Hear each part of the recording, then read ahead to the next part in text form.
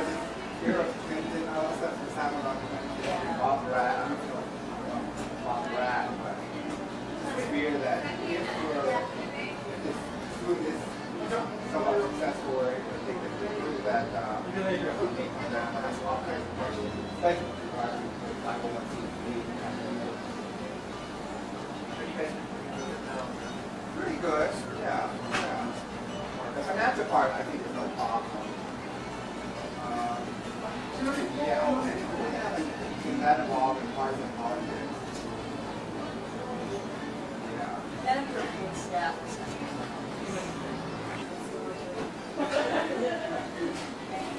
Yeah, because that's one of the things.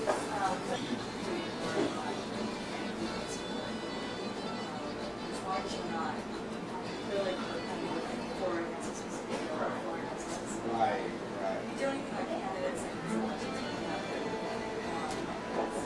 or something like that, or what they voted on 87-09, or sites they support. I would get your, yeah, because I was going to do that with anti-auto, something like this, and kind of use it up.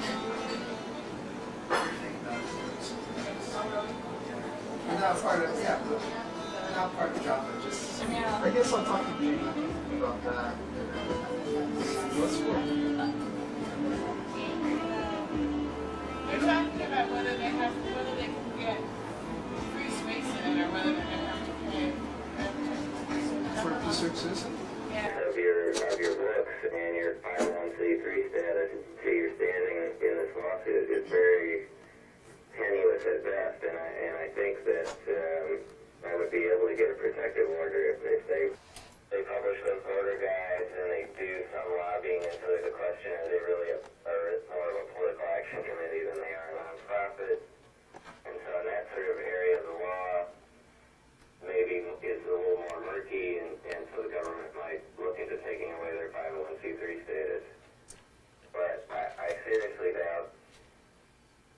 I just didn't want to foreclose it entirely as a possibility, but I just don't think, in the case of your organization, where it sounds like everything's on the up and up and sort of inspected regularly, that I don't think that it should be that big of a concern.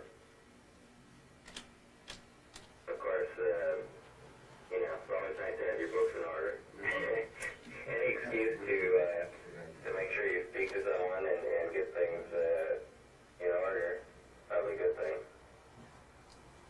Excuse me for a second. Just for those of you who came in after we started this call and who don't know what government, because the U.S. government failed to invest the money from the Civil Liberties Act into government bonds. That's language in the actual statute. And that since they failed to do that, we're trying to see if NCRR might want to be a plaintiff to say we represent the Civil Liberties Public Education Fund grantees to where they could have, if they had gotten more money, then we could have done a lot more with our grants, and that we've been harmed because the government failed to do that. And so we're trying to see if there are any hesitation, any kinds of questions we have where we might not want to be a plaintiff. So that's basically what this is all about. And so a lot of the focus has been on the 501c3 stuff where we've always asked questions, can we do this, can we do that? But it seems that when we talked to the job lawyers earlier about some of the possible problems, they seem to think that those weren't problems. Of course, Alan has talked all along. He's reassured us all along that we're not doing anything wrong. So anyway, on that, that's some of the questions we've had. So just let you know that's what we're talking about. I know, Jim, you might have some questions. Yes, I would have problems. Oh, okay. Simple reason our books are not in order as far as NCRR is concerned. We haven't been filed. Appropriate, because this is pretty much the same as when we're talking about what this celebration represents, because it's not really a sense of closure to the dress campaign and the work of NCR, but it's really a strong marker. It's kind of like, we've had great success, and it really represents all the strength that we've brought to our work, and I think it's very clear that this is just a marker, and that we'll be working together for many years to come. One thing I want to do is I hope you all join me in thanking all the Nisi and everyone else who made this luncheon possible.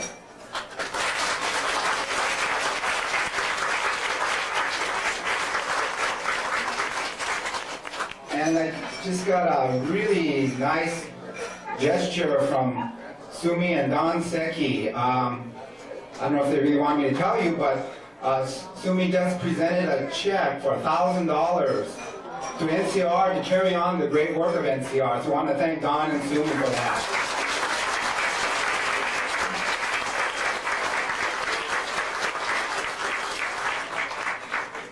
And I think it was a really nice touch to have the Daruma and the painting of the one eye, and making it very clear that our work is not done and we are still fighting for Japanese Latin Americans.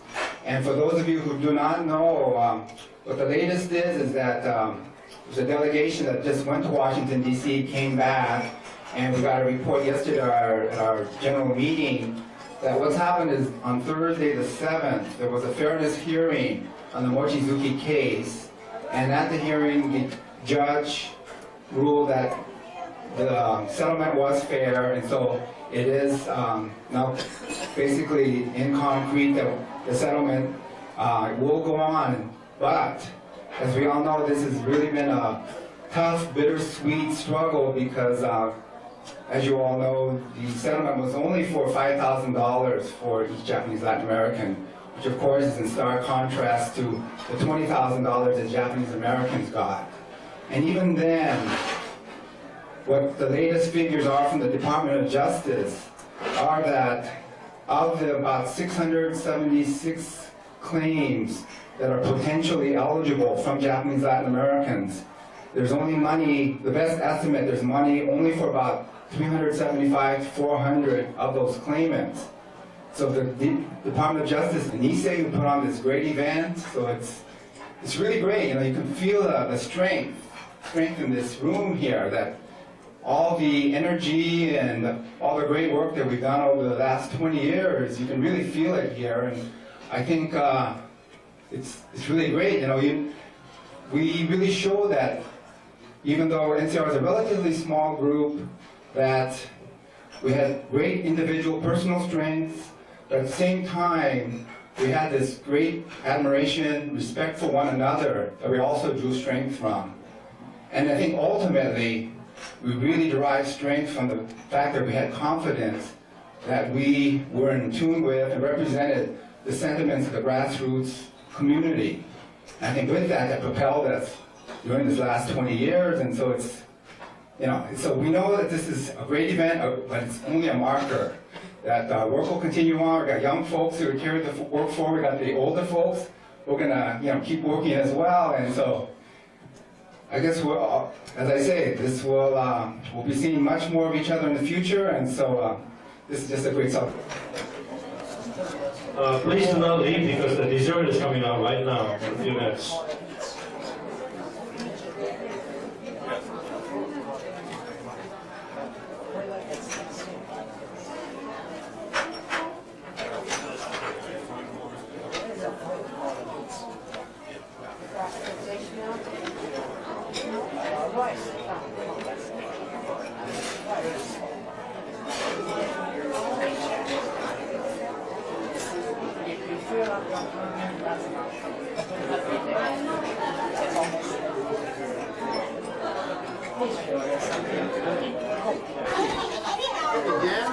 I'm sorry.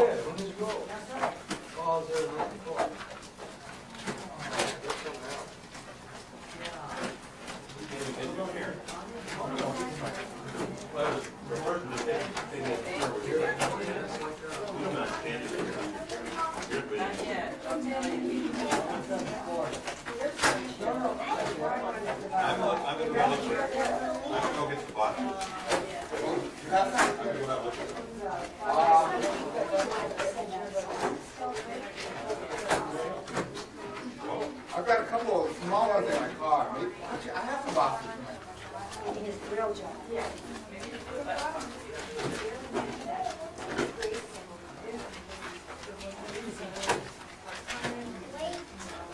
Remember the old days when I used to take black and white pictures of them?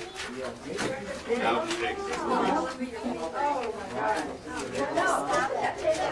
Okay, David, say hi. Look at you, so busy at work.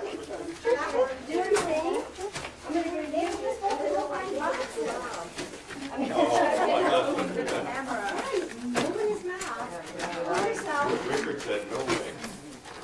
would look bad if it was grounding on the alley, NCR looked bad. So if you remember, he had a bunch of boxes in his car.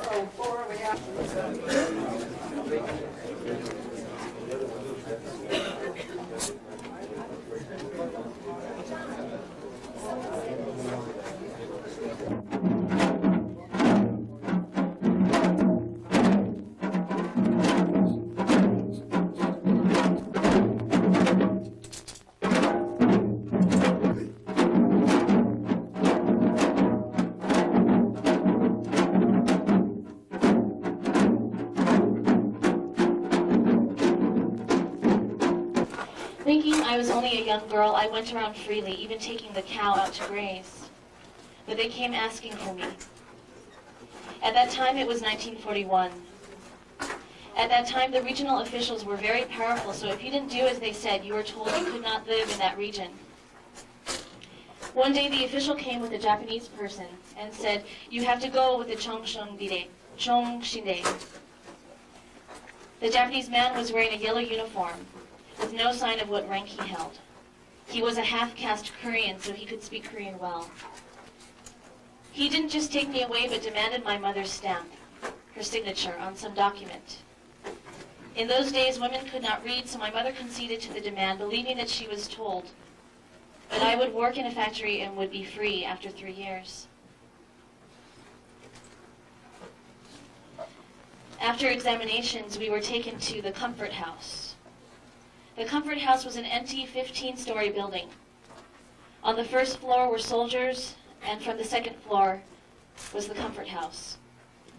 If you went as far as the 15th floor, it was clean and tidy like people could live there. In Guangdong, we were not free to go outside. If we went out, we might be detained. We watched usually, they dreamed nightmares night after night, even years. Because they were very ashamed of being a rape victim, they did not tell such experiences even to their husbands and their own children. However, even now, when more than 50 years have passed after the war, many women still suffer from severe psychological affliction. I would like to talk about the case of one Aihua, the woman who initiated this lawsuit to demonstrate the kind of atrocity that afflicted Chinese women in the countryside.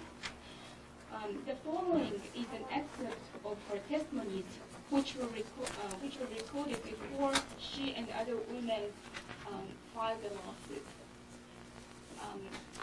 So this is her narrative. I was born in Inner Mongolia because... Good evening. Can you hear me? Okay. Okay. Thank you very much for asking us to come this evening.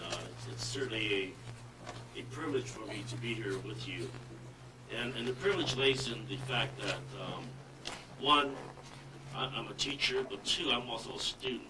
So I'm here also to learn more about the issues that are dear to yourselves and the reasons why you have created a committee and a movement among yourselves centered around women's rights and the atrocities that have been perpetrated upon them. AJR 27 is the Assembly Joint Resolution 27. And let me just explain what a resolution is. A resolution is not a bill. A resolution is a statement and a sentiment of the legislature that does not require a signature of the governor.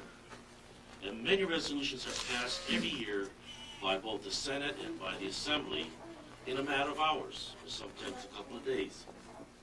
And bills have to go through committees, message to Congress and to the President of the United States to ask the Japanese government to apologize very clearly, unambiguously, to the victims of the Japanese military during World War II, and prior to that, very clearly, as a government